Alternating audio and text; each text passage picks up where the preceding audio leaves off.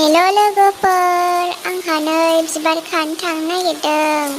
बिश्वकर्मा फुजानि नै बिबारा जि मोजां मोजां बारदों। आयै, आं खानो अनलायलायथारदों बिबारखौ नुनानै। आयै, जा मोजांखामोन। जि अन्थाव बाथाव बारथारदों सिबायलाय।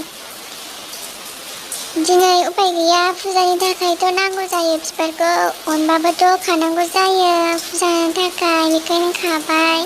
दिनै बिश्वकर्मा फुजा होनोसै नालाय, बयबोथ' फुजा होखागोन ना, नोंसोरबो होखागोन बयबो।